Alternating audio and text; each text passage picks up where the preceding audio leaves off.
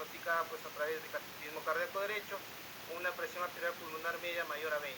En el caso de nuestra paciente, pues vimos que presenta una presión arterial pulmonar capilar media, presión arterial pulmonar media de 45 milímetros de mercurio, una presión de enclavamiento de 15 y una resistencia vascular periférica de mayor a 2 Watt, ¿no? Por lo que encajaría pues como una hipertensión pulmonar precapilar.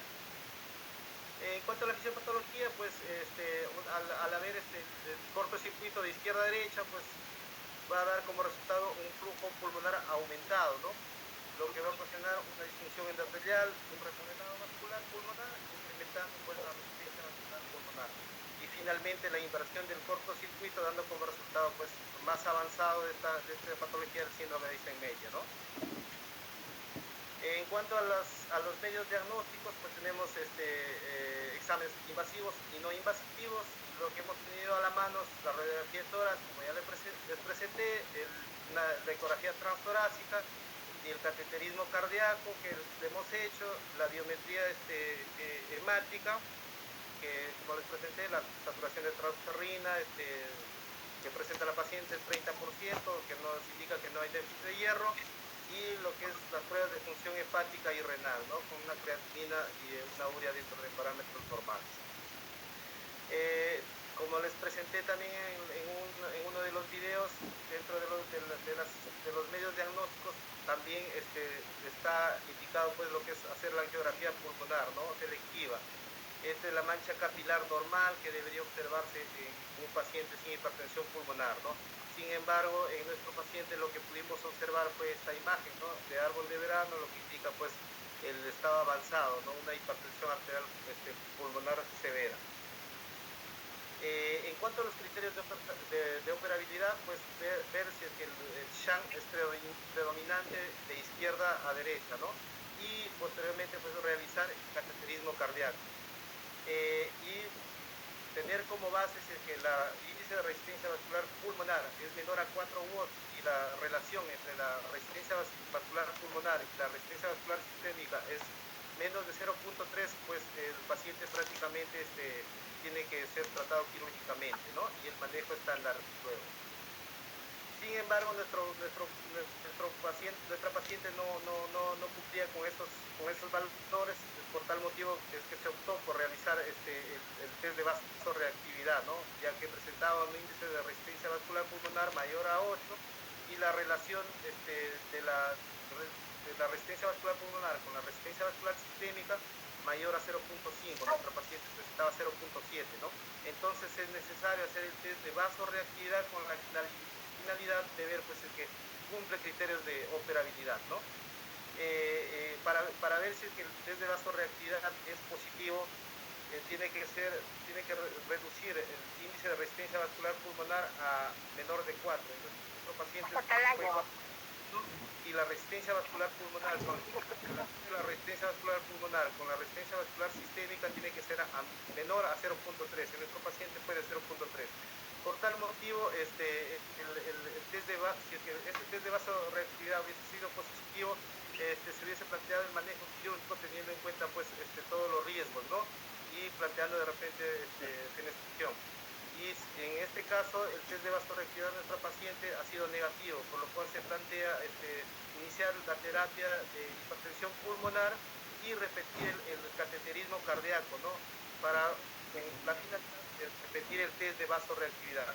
Si sale positivo, nuevamente plantear el manejo quirúrgico, y si es que este test de vasoreactividad nos sale nuevamente negativo, estaríamos pues frente a la paciente que sería en este caso ya inoperable.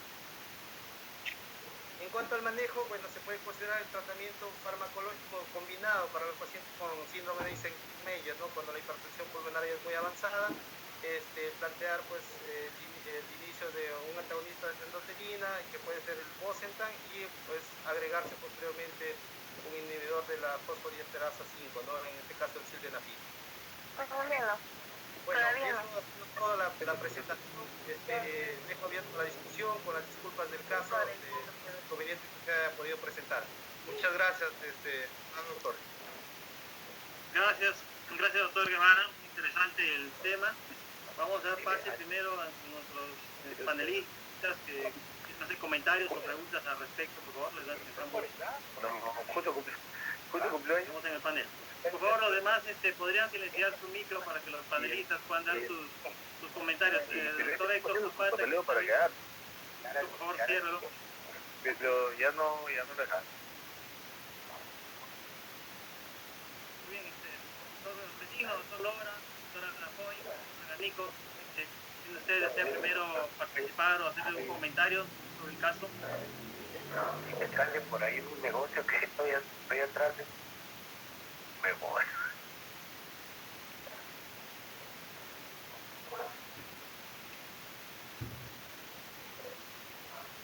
El doctor estudiante cirujano que también se fue el año pasado, también estuvo atrás de Doctor Benigno, ¿usted quiere empezar empezando el caso? Estaba el tercero, ¿ah? Doctor María. Soy justo me buscaba para que le hagan, porque les piden certificado médico cardiológico, neumo. ¿Podrías ubicar quién está con su micrófono? El doctor Segarra, el anfitrión, le voy a decir que el doctor Zapata, por favor, apague su micro. Doctor Zapata. Tampoco lo. De repente si lo llamas por teléfono. Tampoco le pegaron nada. Día tampoco. Alguien que lo llame por teléfono. No sé, Carlos, de repente por favor me podrías dejar compartir pantalla. Bien, lo vi. El que está ahora de doctor Guevara, usted está de administrador, por favor, que hágale fácil a la doctora Lafoy para que tenga el post. Que me van permitiendo. Sí, ya dejé de compartir mi pantalla, doctor. Pero como estás de host, tienes que pasarle a la doctora Lafoy. Sí, yo si ya dejo de compartir, yo voy a poder entrar. Un ratito.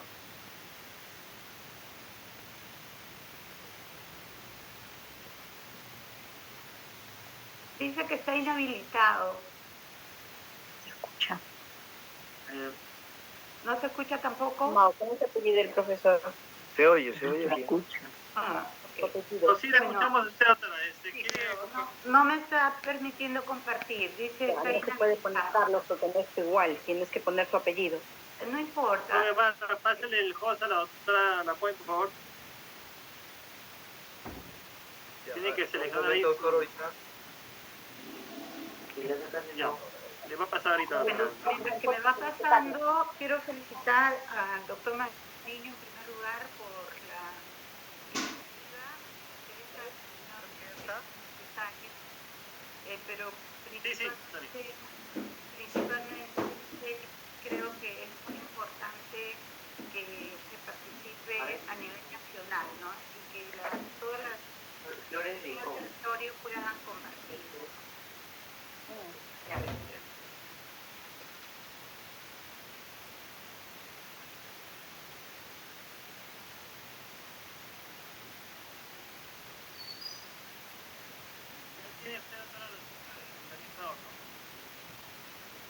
¿Mi pantalla? Sí, ya estamos bien, Mire, bueno, terminé la felicitación. La felicitación también para el doctor Guevara por su presentación. Creo que el principal aprendizaje de esta presentación es, comenzando por el título, lo que no debería pasar nunca, ¿no? Y eso, de repente, a eso nosotros nos podemos enfocar. Lo demás, la presentación, bueno, está de todas las cosas que uno necesita saber y que puede hacer desde el punto de vista clínico, ¿no? Esta literatura que les estoy mostrando, más que nada es para resaltar que la Asociación Europea da una serie de recomendaciones para la formación de la gente que va a dedicarse a la hipertensión pulmonar por lo compleja que es, ¿no? Entonces yo quería resaltar de que las cosas que ellos mencionan es que necesita un training y una programación preparada especialmente para los cardiólogos pediatras, que les demora entre 2 y 4 años, ¿no? Para ser especialista en la hipertensión pulmonar, ¿no? Entonces ellos van dando todos los requisitos que tiene que ir aprendiendo el educando en hipertensión pulmonar específicamente, para resaltar lo compleja que es la enfermedad y todas las cosas que uno tiene que saber y que estudiar, ¿no? Por ejemplo, este paciente, además de eso, tendríamos que ver qué factores genéticos tiene para hipertensión pulmonar, para ver su outcome, ¿no? Entonces, eso es bastante importante. Entonces, miren, por ejemplo, en este training basal, este es para ser un core, o sea, un especialista en hipertensión, pero de bajo nivel. Tiene que hacer todo lo que dice ahí, ¿no? Que le demora por lo menos un año. Profesor. Asistir a centros súper especializados. Pero si ya es un personaje que va a hacer un training avanzado, ellos piden que tenga 2 años de pasantía en un centro reconocido y otros 12 meses de complementar la subespecialidad, ¿no?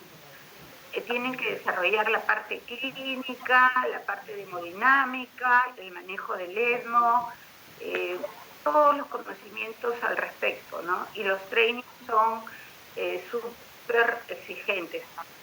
Solo para recalcar que la formación de la gente que maneja estos pacientes tiene que tener un conocimiento exhaustivo, ¿no? Y ellos, por ejemplo, le piden al que está en training que haga el training, pero con pacientes con hipertensión, no solo que esté en el centro, ¿no? Sino para seguir a los pacientes y poderlos presentar. Porque después, para poderse graduar, les exigen el número de procedimientos como ya se sabe, ¿no? Por ejemplo, que haya 50 asistido a pacientes en su seguimiento intrahospitalario y después extrahospitalario, y así todas las cosas que se tienen que aprender para saber eso, ¿no? Entonces, eso para recalcar la importancia que tenemos de eso, ¿no? Entonces, Falta. que quiero abrir.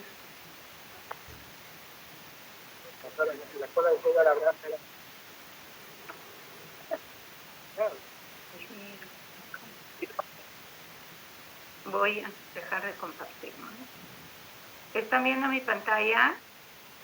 Sí, todavía vemos su pantalla, doctora. Y yo quiero salir. A ver, dejar de compartir. Ok. Ya, con respecto al caso, como bien ha dicho el doctor Guevara, es un paciente que tiene 15 años y además con síndrome de Down. Sabemos que el síndrome de Down tiene razones adicionales al flujo tan alto que tiene este paciente, porque tiene 2 efectos muy grandes. Tiene factores adicionales.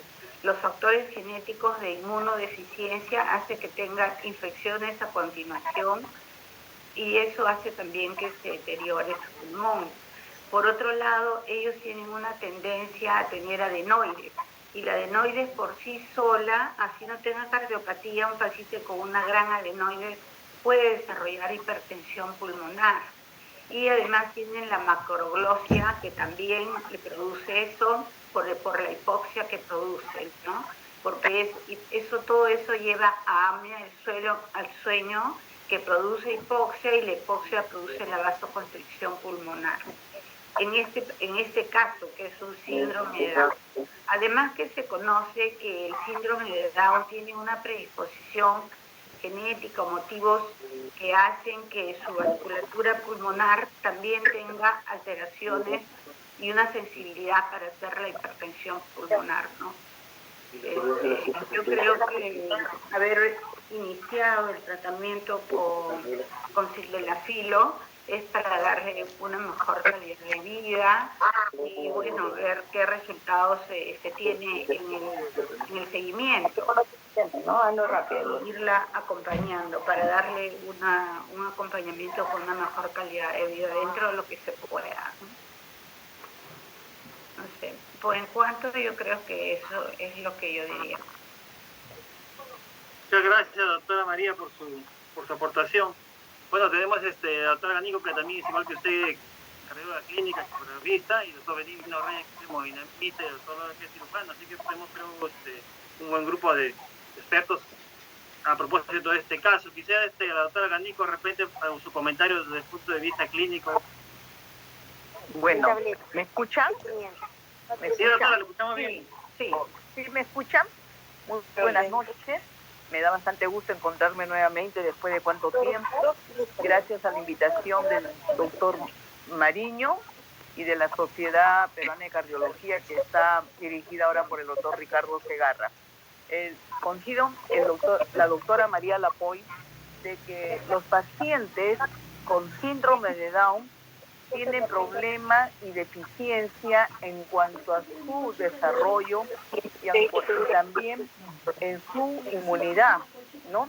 Es una paciente ya de 15 años, ¿no? Prácticamente es grande, no sé cuánto tendría de peso, ¿no? Con problemas que ha traído también genéticamente con ano imperforado, que fue operada, ¿no? Y también el problema del retraso mental, ¿no? Y también se agregó la púrpura trombocitopénica idiopática, ¿no? Realmente, en mi opinión, ya no tendría una chance para hacerla una cirugía, porque aquí, según lo que pude captar, porque para mí ha sido difícil conectarme todavía, ¿no? Paciente que tiene una severa hipertensión pulmonar, ¿no? Y por lo que vi la imagen precapilar, ¿no? Todo digamos, que conlleva a un paciente inmunodeficiente con síndrome de Down, ¿no? Realmente nuestra cardiopatía para este tratamiento, ya por la edad que ha pasado el tiempo, también ya es muy difícil, en mi opinión, porque con la hipertensión pulmonar severa y que gracias a la doctora María Lapoy, el cuadro que ha presentado, de monitorear a estos pacientes cuando se le indican medicamentos como el sildenafilo, ¿no? Que le están dando a esta paciente para poder hacer el seguimiento. En el tiempo que yo estuve en el INCOR, también ha sido muy difícil hacer digamos, monitoreo persistente, porque había que hacer otros exámenes, ¿no? Yo que recuerde bastante que se hizo en el INCOR un trabajo sobre hipertensión pulmonar severa, ¿no? Y que estuvo ahí uno de los residentes, me acuerdo del doctor Aguirre, con el doctor nuestro residente de ICAM, ¿no? Y bueno, era muy difícil poder conseguir por qué esa hipertensión pulmonar, ¿no? En los... ¿Aló? A ver, escuchamos bien, doctora. ¿Me escucha? Bien. Sí. ¿Sí? ¿No? En ese entonces, cuando estuve pues en el INCOR, fue muy difícil trabajarlo, lo de la hipertensión pulmonar severa. Yo me acuerdo mucho que estábamos con la doctora Eva Picona y había que hacer unas pruebas, ¿no? Realmente teníamos como una bicicleta estacionaria y no teníamos que mirar al paciente y no llegaba a pedalear, ¿no? O sea, fue tan difícil para poder hacer el trabajo de hipertensión pulmonar severa. Mucho tiempo nos hemos pasado. Y el doctor, que me acuerdo, el doctor Aguirre, con el doctor que también fue residente de pediatría y luego hizo la cardiología pediátrica en México. Para ellos también, a pesar de haber tenido un stage, lo hizo como 3 años en México, no podían concluir en un trabajo. Tuvimos que buscar a otra persona que nos pudiera ayudar. No sé si algunos se acuerdan de un doctor que nos dieron un apoyo con el CONCITE, realmente, ¿no?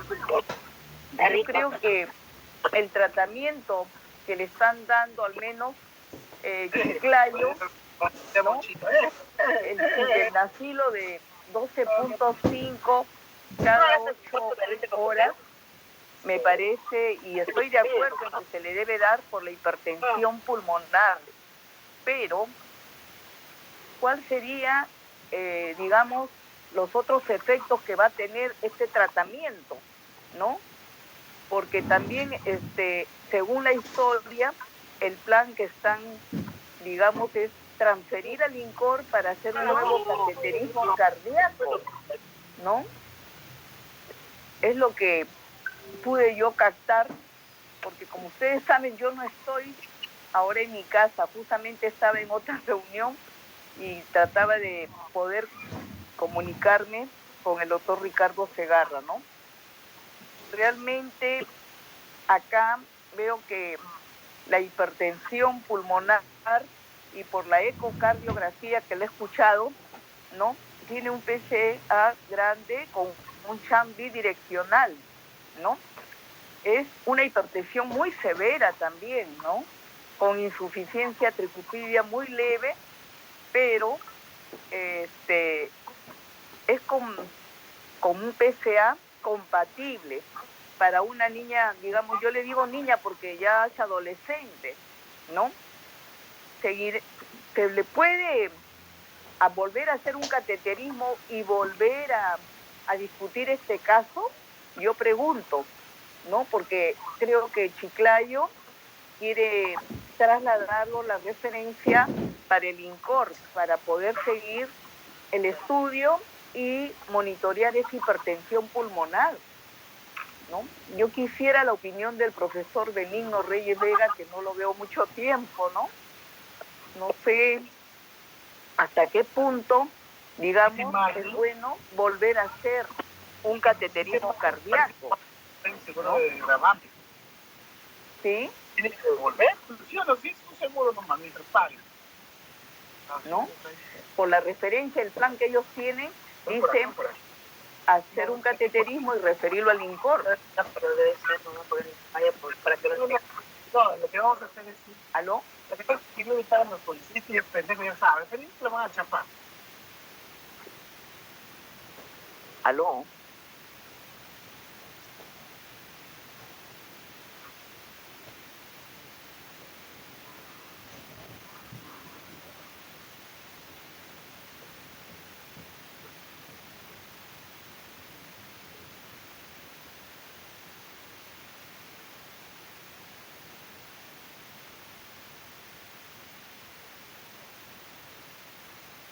Sí, doctora, el doctor Benigno Sí. tiene la palabra para que nos dé su opinión como hemodinamista y cardiólogo. Bueno, muchísimas gracias por la invitación.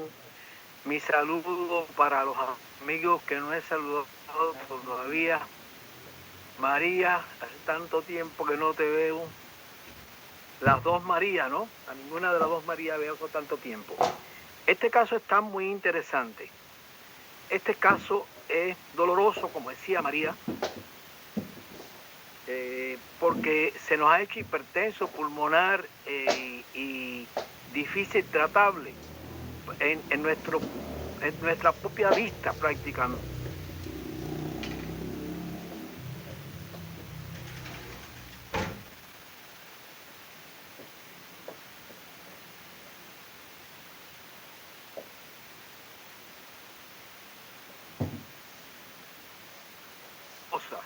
Tiene una comunicación interventricular y un ducto arterioso grande.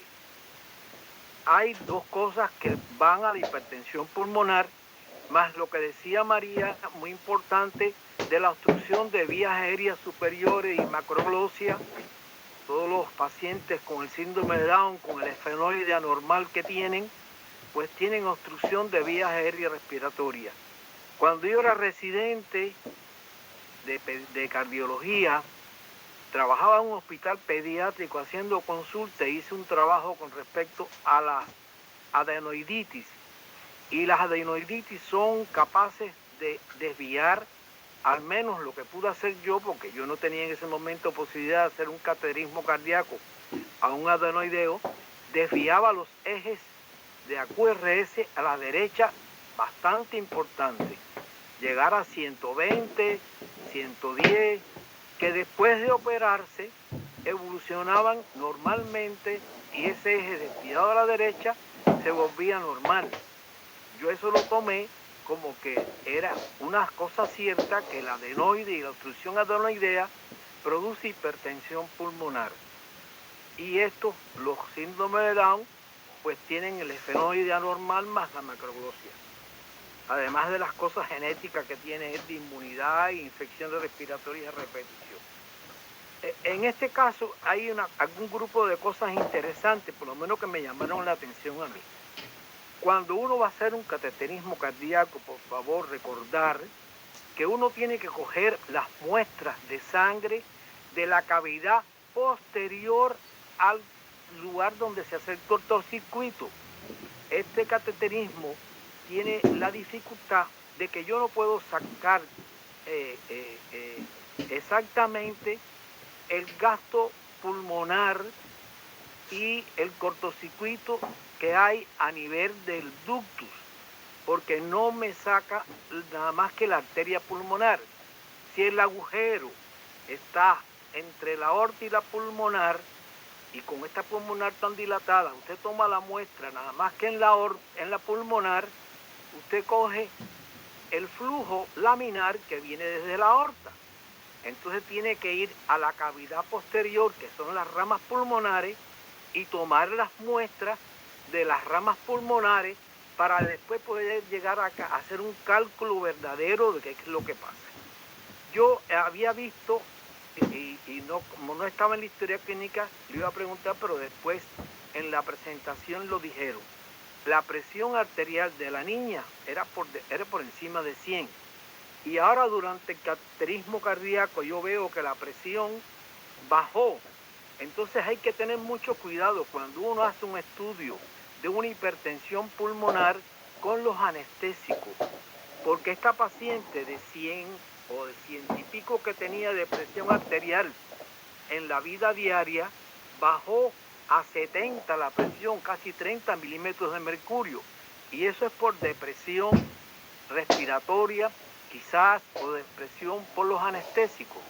Entonces, en este tipo de casos, una niña con síndrome de Down, que seguramente que tuvieron que sedar, pues la sedación y el anestésico hizo su parte para que tampoco sirva mucho el cateterismo cardíaco para guiarnos de qué es lo que está pasando. Ahí, esta depresión ha sido importante, y quizás al final lo que se tomó la arteria femoral de la paciente como gasometría y dio 91, y no parece que pueda haber 91. Si ustedes se fijan en los cateterismos cardíacos, este paciente no es verdaderamente un síndrome de Seidmeyer. El síndrome de Seidmeyer es como tal un síndrome que tiene cianosis, tiene un segundo ruido muy intenso, un soplo de Graham Steele en la arteria pulmonar sistodiastólico y una insuficiencia tricuspidia importante. En este paciente no tiene muchos elementos de eso y no es cianótico. El Seidmeyer tiene que ser cianótico. Estamos frente a una paciente con hipertensión pulmonar que todavía en el cateterismo es una hipertensión pulmonar infrasistémica. Fíjense que las presiones medias de la arteria pulmonar sin oxígeno es igual que la presión diastólica. Eso también no puede ser. Como la presión diastólica y la media va a ser igual, si la media es una resultante geométrica de la sistólica y la diastólica, ahí hay un margen de error. Si uno resta 43 de presión media que tiene la arteria pulmonar con 15 de capilar, la resistencia pulmonar arteriolar baja, porque hay una hipertensión también postcapilar, dada por sobrecarga volumétrica del ventrículo izquierdo, porque el ventrículo izquierdo tiene una diastólica de 15 y se transmite hasta el capilar. Ese detalle es bueno para la paciente, es bueno para la paciente. Ahora después, cuando le hacen el test de oxígeno, yo hice el cálculo de nuevo todo y hay un problema de error en el cálculo del oxígeno cuando se da oxígeno. Cuando se da un 100% de oxígeno, hay que tener en cuenta no solamente la saturación de las muestras, sino también la saturación y el PO2, porque puede ser que la saturación esté normal, pero el PO2 esté muy bajo. Y entonces cuando uno hace la diferencia arteriovenosa, tiene que hacer arteria menos vena, por supuesto. Pero cuando uno hace la arteria, uno hace que la capacidad máxima de oxígeno multiplicada por la saturación y dividida entre 10 daría el contenido de oxígeno en el glóbulo. Pero el PO2 por cada milímetro de mercurio PO2 sube 0.003 volúmenes por ciento de oxígeno. Y cuando uno va a hacer, por ejemplo, uno tiene un paciente y se ve mucho en el postoperatorio de la cirugía cardiovascular, para recordarle, uno lo tiene en 100% de oxígeno si tiene un CIB hipertenso, y uno le hace una muestra arterial y el PO2 de la arteria puede estar en 400, y 400 por 0.03 da una diferencia arteriovenosa como de 2 volúmenes o de un volumen y medio, que la vena cava no va a subir nunca. Entonces la cosa del gasto se modifica si uno no tiene en cuenta la saturación y el PO2 cuando hace oxígeno, y eso es vital. Nosotros tenemos en contra en los laboratorios de hemodinámica, en todo, casi todo, yo creo que está en todo. César Salinas tenía la ventaja de que tenía un oxímetro, hemoglobinómetro en su laboratorio. Se rompió y después no se lo volvieron a recuperar. Pero en un laboratorio de hemodinámica que se quiera hacer cateterismo a un paciente con hipertensión pulmonar para definir su vida, que la vida va a depender de esto, ¿qué se hace en esta paciente? Pues de ahí depende que tenga el equipamiento adecuado, y en todos los laboratorios de hemodinámica que se respeten y que hipertensión pulmonar tiene que haber un equipito pequeñito. Yo tengo hasta la fotografía aquí del equipo que tenemos nosotros en el Instituto de Cardiología de Lima, en el Instituto de Abogatás. Allí está ese equipito, y ese equipo uno hace la muestra inmediata que coge la muestra, y entonces se da cuenta uno si existe de un momento a otro depresión respiratoria, o alguna cosa del anestésico que actúa sobre la saturación de forma importante. Y además que cuando uno tiene una muestra con duda, la puede repetir inmediatamente ahí mismo en vivo, porque el hacer los análisis estos y mandarlo al laboratorio, llegar al laboratorio, la técnica del laboratorio general tiene un grupo de trabajo. No se sabe en qué momento va a hacer el análisis de estas muestras. Entonces todo este tiempo no sirve para poder decir que estas muestras son adecuadas y que estas muestras son convincentes de lo que pasa en el paciente. Entonces estamos obligados a eso. Claro, cuando ya se va a hacer un estudio con oxígeno, si la muestra se pone en un tupper con hielo y se traslada en hielo, pero tiene que ser analizada antes de los 15 minutos. Ya después de los 15 minutos ya no sirve la muestra. Y entonces están los problemas que uno le pone ya de cuando uno hace la extracción de muestra, que a veces uno extrae muy rápido, entra aire y ya contamina la muestra. Entonces, que tiene que hacer un estudio donde los técnicos que hacen, los profesionales que hacen el carterismo, tienen que estar muy cuidadosos en la extracción de la muestra, el cuidado de la muestra, el traslado de la muestra, o lo mejor que puede hacer es hacer la muestra dentro del laboratorio para que tenga valor, Entonces, eso es lo que yo quería decir de lo que yo estoy viendo en el cateterismo cardíaco, que esto es necesario superar y que no es culpa de los profesionales, sino es culpa de la administración de los profesionales que no, en el Revaliati jamás me compraron el equipo de oxímetro con hemoglobina que se pedía y se pidió durante muchísimos años.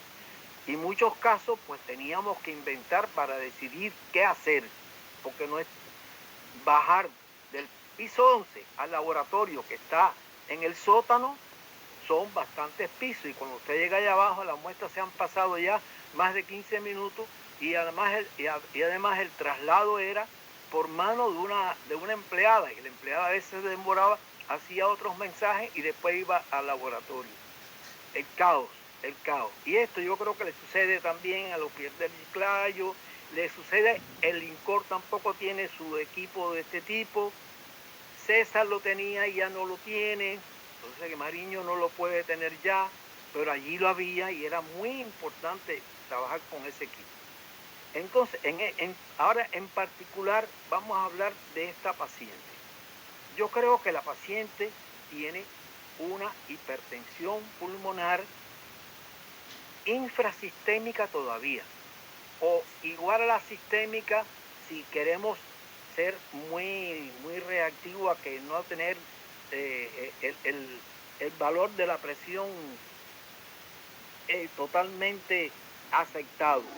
Pero a mí me parece que tiene una presión pulmonar infrasistémica. La media está por debajo de la media de la aorta, porque ese fue en el cateterismo inicial.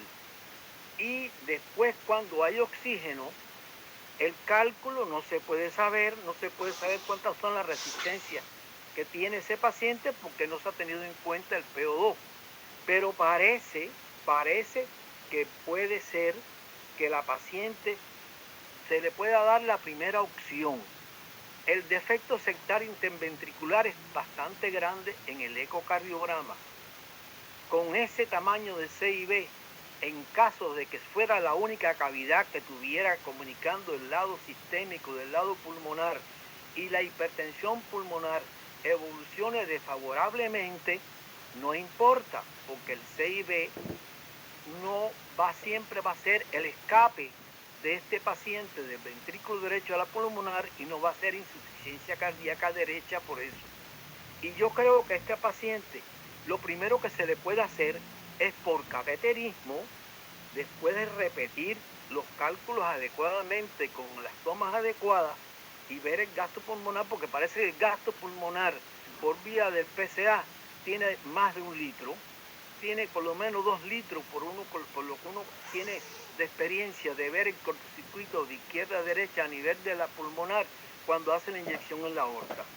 Y con eso, a ponerle un amplace grande, que perfectamente ahí puede ponerse un amplace grande, porque la boca aórtica es grande, pero la boca pulmonar sirve para un amplace que tenga 14 con 12, 14 con 10.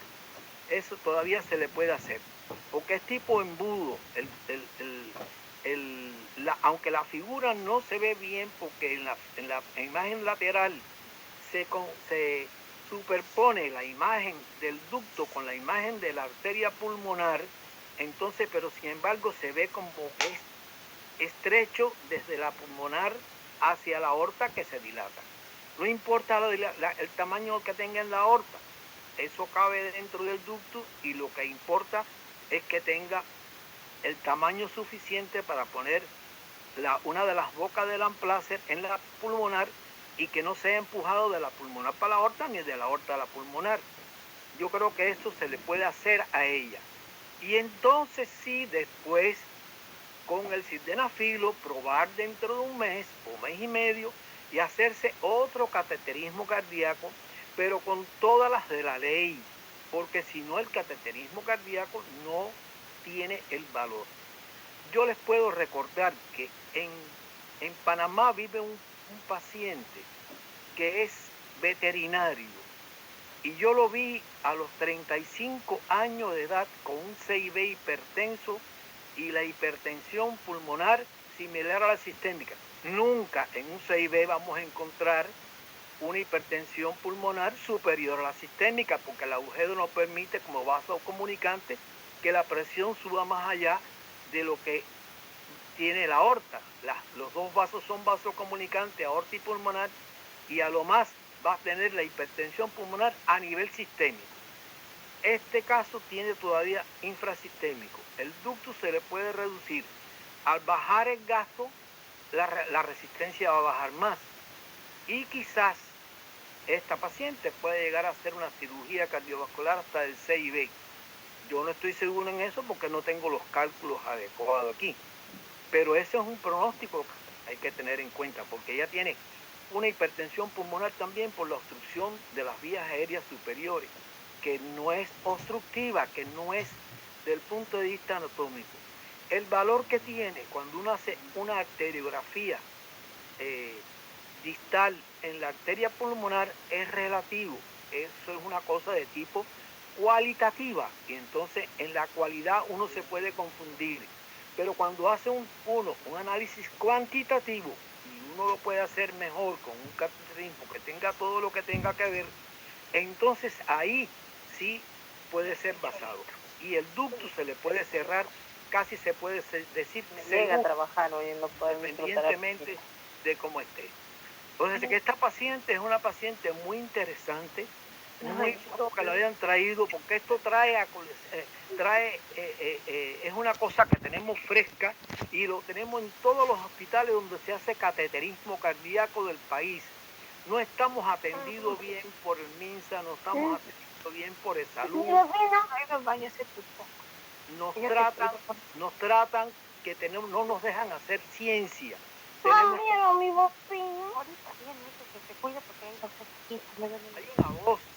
por el medio ahí, no se puede la oye.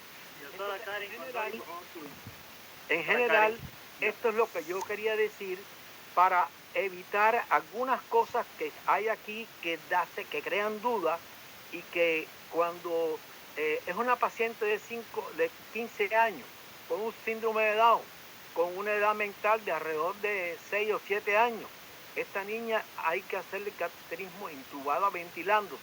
Primero ventilada y ventilada con aire comprimido todo el tiempo de cateterismo, y después si se va a hacer la prueba de oxígeno, con oxígeno 100%. Y así se evita lo que es el efecto anestésico de depresión respiratoria, hipotensión y todo lo que parece que está pasando aquí, porque aquí no hay duda. Entonces eso sería más ideal, más para la niña. Y creo que sí, que el ducto yo creo que se le puede cerrar independiente una cosa de otra, porque tiene flujo de izquierda a derecha predominante. Y el CIB ya veremos.